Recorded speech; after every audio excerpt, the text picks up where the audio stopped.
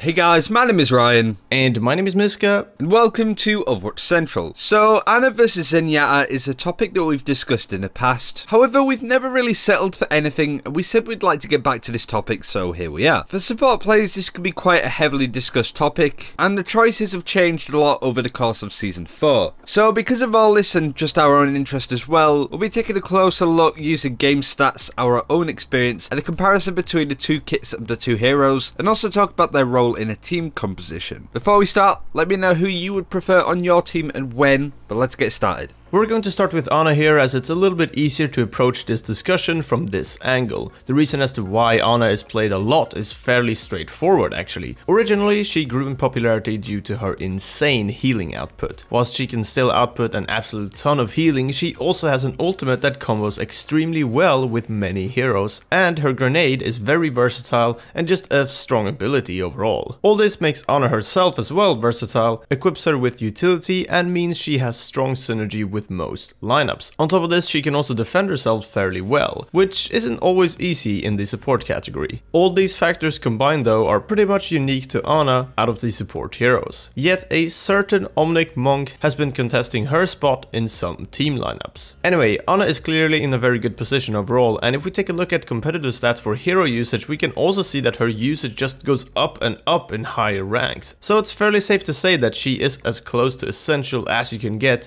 in the top skill tiers. These stats are provided by omnicmeta.com, by the way. Make sure to go and check their fantastic website out. Anyway, moving on though, I want to, after all this praise, just highlight a few things that Ana is missing in comparison to Zenyatta, as we are about to transition over to his section. The main thing here is the boosted damage that allows for picking enemy heroes very efficiently. But we also have other qualities, such as how the nature of the orbs just allows Zenyatta to be more flexible as they follow heroes out of sight for at least a bit. Let's move on to talking about exactly that though, Zenyatta's balls. Zenyatta's Discord and Harmony orbs are of course a key part of Zenyatta's kit, and definitely play the biggest part in this Ana vs Zenyatta discussion. Whilst Ana may be more versatile, Zenyatta is arguably better in dive compositions due to his Discord orb. This is what allows him to contest the spot of the more techie utility hero. However, there definitely is more to it, and this is where the enemy team comp comes into play. We've had a lot of tank heavy lineups throughout the past couple of seasons, and it's just the type of composition that Zenyatta just so happens to be able to deal with very well. So if you're playing dive comp versus a more traditional lineup, defending a map for example, you do have more of an open choice between Ana and Zenyatta. But when playing dive against a free tank lineup for example, or some more beefy compositions, Zenyatta is an incredibly good pick. Zenyatta is quite easily jumped by dive, so when you go up against a dive comp, it can be really tricky to get to work. The next thing we want to go over is aiming. We always tend to try and wrap these things by just saying play whatever you play best, and this goes for Zenyatta even more than probably any other hero. To put it bluntly, if you can't get those picks of Zenyatta and you can't get some damage in, you shouldn't really play him. However, if you can get picks of him and feel like you can play him a lot better than Ana for example, then please do play him. What you lose in healing when picking Zenyatta over Ana, you should definitely be gaining in damage. It really just comes down to the simple concept of who kills who quicker. When it comes to solo supporting, such as when you only have the one support on your team, or maybe you're on defense and have a Symmetra, I would still definitely pick Ana in this situation just for the more heals. That's not to say that Zenyatta doesn't work as a solo support, it's just going to be a nightmare for him, especially if they play dive.